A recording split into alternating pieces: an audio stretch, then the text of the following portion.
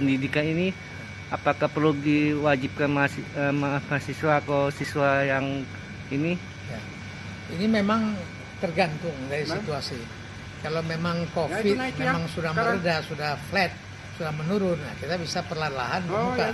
Tapi kalau yang seperti keadaan kondisi sekarang di Desember, ini malah COVID menanjak, nah ini jangan tatap muka, kita bertemu saja, melakukan perjalanan dibatasi.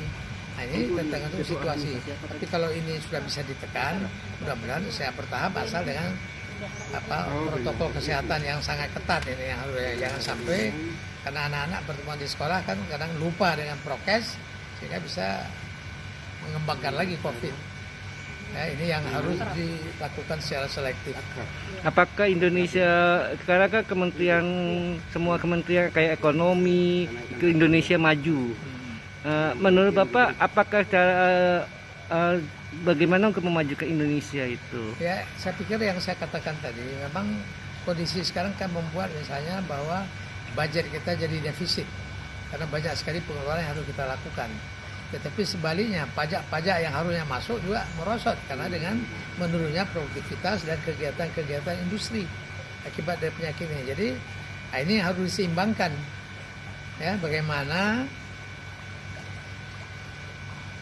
defisit anggaran ini bisa ditekan tapi tidak bocor. Karena mengapa defisit ini kalau dilakukan dengan utang, misalnya jumlah utang itu kan juga akhirnya kita harus bayar bunga, ya, makin besar utang makin besar bunga, apalagi kalau utang-utang yang kita peroleh dari Jepang, ini juga akan jadi beban. Jadi ini juga harus diseimbangkan dengan daya kembalikan utang-utang kita di masa akan datang. Memang ini masanya tidak ada pilihan. Kalau saya katakan kebijakan ekonomi makro ini harus boros pemerintah dan masyarakat, karena gejala yang kita alami sekarang adalah ekonomi tidak tumbuh positif tapi tumbuh negatif, artinya menciut.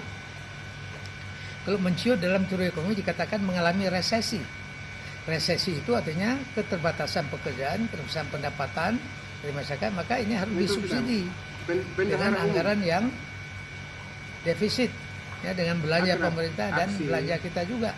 Jadi harus banyak menyumbang orang yang kaya-kaya, banyak memberikan macam-macam sedekah infak kepada masyarakat supaya daya beli masyarakat yang turun tadi bisa naik kembali. Maka saya katakan salah satu subsidi dengan anggaran tunai mungkin akan mendongkrak daya beli daripada masyarakat yang selama ini menurun karena pendapatan turun. Jadi kalau kita